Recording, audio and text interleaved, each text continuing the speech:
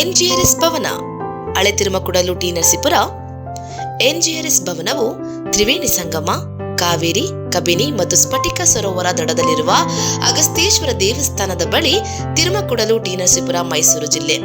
ನಮ್ಮ ಈ ಸುಸಜ್ಜಿತ ಸಭಾಂಗಣದಲ್ಲಿ 250ಕ್ಕೂ ಹೆಚ್ಚು ಜನರ ಸಾಮರ್ಥ್ಯಕ್ಕಾಗಿ ಫಂಕ್ಷನ್ ಹಾಲ್, ಡೈನಿಂಗ್,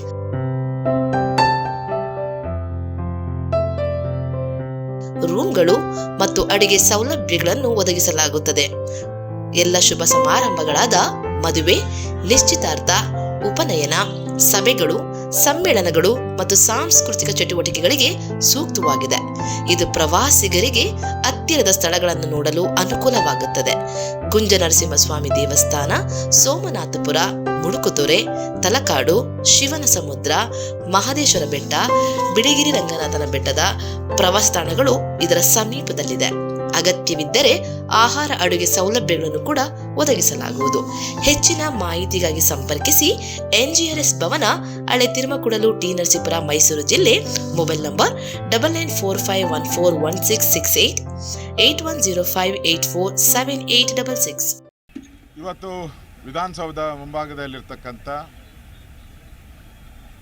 ಈ ದೇಶಕ್ಕೆ ಸ್ವಾತಂತ್ರ್ಯವನ್ನು ತಂದುಕೊಟ್ಟಂಥ, ದೇಶ ಒಟ್ಟಾಗಿರಬೇಕು, ನಾವೆಲ್ಲ ಭಾರತೀಯರು, ನಾವೆಲ್ಲ ಭಾರತ ಮಾತೆಯ ಮಕ್ಕಳು ಅಂತ ಹೋರಾಟ ಮಾಡಿದಂಥ ಮಹಾತ್ಮ ಗಾಂಧೀಜಿಯವರ ಪುತ್ಥಳಿಕೆ ಎದುರುಗಡೆ ನಾವು ಹೋರಾಟವನ್ನು ಪ್ರಾರಂಭ ಮಾಡಿದ್ದೀರಿ.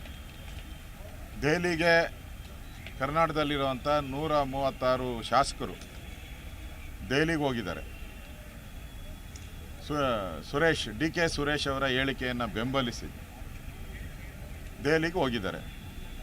ಡಿ ಕೆ ಸುರೇಶ್ ಅವರು ದೇಶ ವಿಭಜನೆಯ ಮಾತನ್ನು ಆಡಿದ್ದಾರೆ.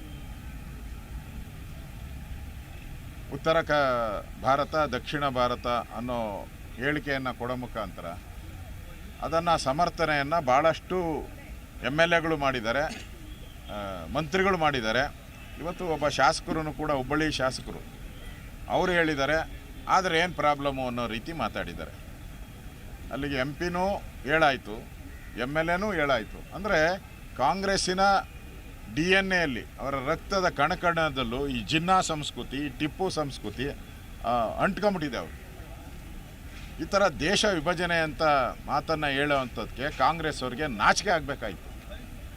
ದೇಶಕ್ಕೆ ಪ್ರಾಣ ಕೊಟ್ಟಂಥ ಸುಭಾಷ್ ಚಂದ್ರ ಬೋಸು, ಭಗತ್ ಸಿಂಗ್, ಕಿತ್ತೂರು ರಾಣಿ ಚೆನ್ನಮ್ಮ, ಅವ್ರಿಗೇನಾಗ್ಬೋದು? ಅವರು ಪ್ರಾಣ ಕೊಟ್ಟು ನಮ್ಮ ದೇಶಕ್ಕೆ ಸ್ವಾತಂತ್ರ್ಯ ತಂದು ಕೊಟ್ರಲ್ಲ, ಒಟ್ಟಿಗಿರಬೇಕು ಅಂತ. ದೇಶದ ಒಗ್ಗಟ್ಟಿಗೆ ಹೋರಾಟ ಮಾಡಿದಂಥ ಕರ್ನಾಟಕದ ಲಕ್ಷಾಂತರ ಜನ ಸ್ವಾತಂತ್ರ್ಯ ಹೋರಾಟಗಾರರು, ಅವರ ಕಣ್ಣಲ್ಲಿ ನೀರು ಬರ್ಸ್ತಾ ಇದ್ದೀರಲ್ಲ, ನಾಚಿಕೆ ಆಗಬೇಕಲ್ಲ?